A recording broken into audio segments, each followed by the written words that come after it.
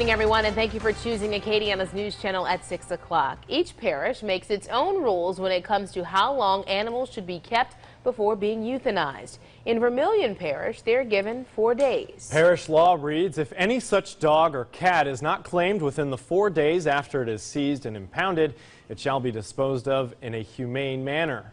But our investigation found in 2013, 27% of dogs were euthanized before the 4 days were up. Overall, more than 21% of all dogs and cats were killed before 4 days, some even dying the same day they arrived at the facility. Our investigation began with complaints from animal rescue groups over 3 dogs which were put down by Vermilion Parish the same day they were supposed to be rescued. Our investigative team looked at kill rates for every Acadiana parish, but Vermilion didn't give us theirs. But they did give us access to their records. And tonight, our Allison Bourne-Vanek reports it's just the beginning of what was going on at that facility. For these 3 Chihuahua puppies, coming to Vermilion Parish's animal control facility was a fast death. Their owner couldn't afford them and brought them to the facility last year on September 12th. But the puppies didn't stay for the 4 days required by law. According to this document, they were put down the very same day. But these Chihuahuas aren't alone. It's been short stays for other animals at the facility. Last year, 2 cats, Tessie and Rebecca, along with their kittens, were brought in on April 17th. But by the very next day, April 18th, this log shows Tessie and Rebecca were euthanized. Then there's 6-month-old Jane, a mixed breed, brought in last year on August 26, but killed 3 days later that Thursday.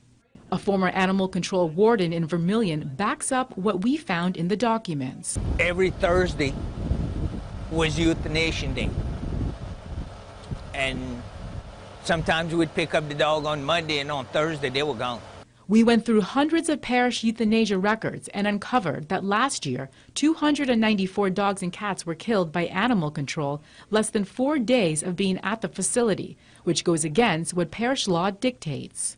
As warden, Savoy signed off on the animals he brought in, but only some of those dogs while he worked at the facility, he says, would get posted online and get a fair chance to be saved. Most of the dogs that were picked up were able to be rescued, but they were not rescued or put online because of the color or the breed, or it's kind of hard to say, it's kind of hard to describe why. For now, the parish is not commenting on KATC's investigation.